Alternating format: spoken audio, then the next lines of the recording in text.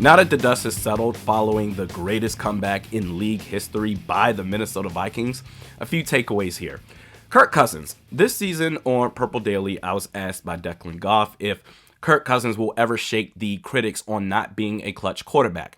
And I said at the time, even though I think the labels have been unfair for the most part, that he probably won't get that national perception off of his back until he wins a Super Bowl title. That's if he wins one.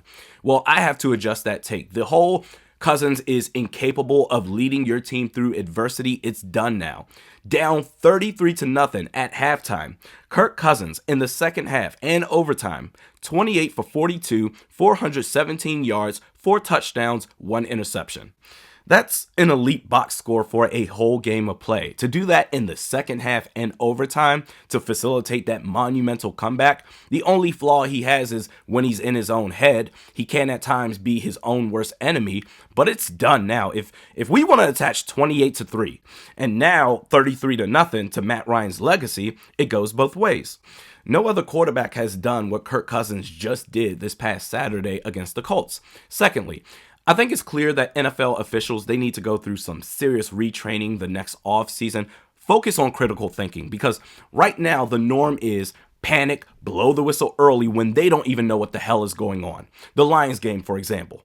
Justin Jefferson robbed of a touchdown, whistle blew saying he stepped out of bounds running down the sideline. He did not. Saturday versus the Colts, refs were whistle happy enough to stop not one but 2 fumble recoveries for touchdowns.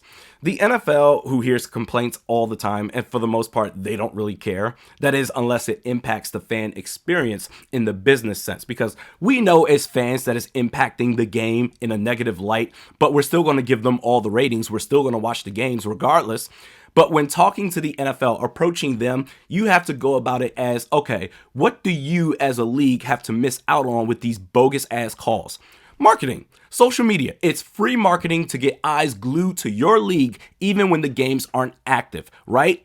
The last 2 weeks, 3 exciting plays, 3 plays that you're unable to promote.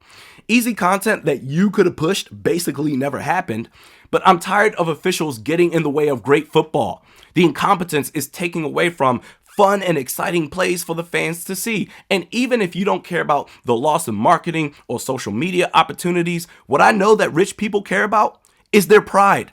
The performance by these referees has been an embarrassing reflection on your product. So it's very simple. When it comes to turnovers or turnovers with potential scoring opportunities or non-turnover plays resulting in scoring, if you don't know, let it go. Because when it comes to turnovers and scoring plays, they're automatically reviewed anyway.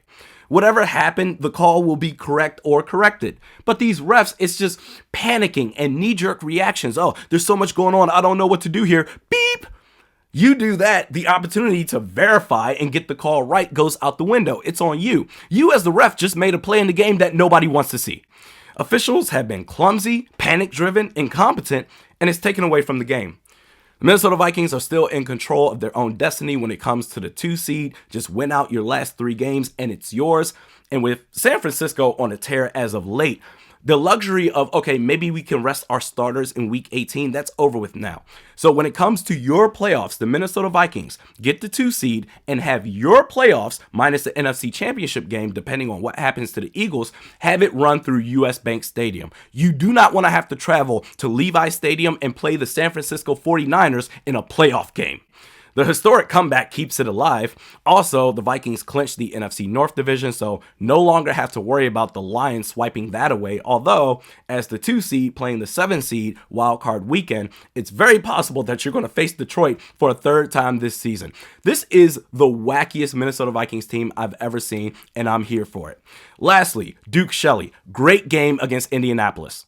A big-time tackle against Michael Pittman Jr. that is along with Eric Kendricks. 33% completion rate allowed, 2 pass deflections, played 100% of the defensive snaps. I'm a big fan of Duke Shelley. I love what I see from him so far, but I need to see more from him consistently. That was his best game as a starter. The only other start he had this year for the Vikings was against the Patriots, but I need to see more consistency from him as far as playing the entire field, because I love him in the red zone.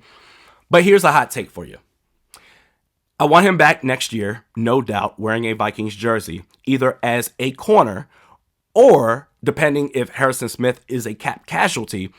I believe Duke Shelley has what it takes, skill set wise, to compete as a safety.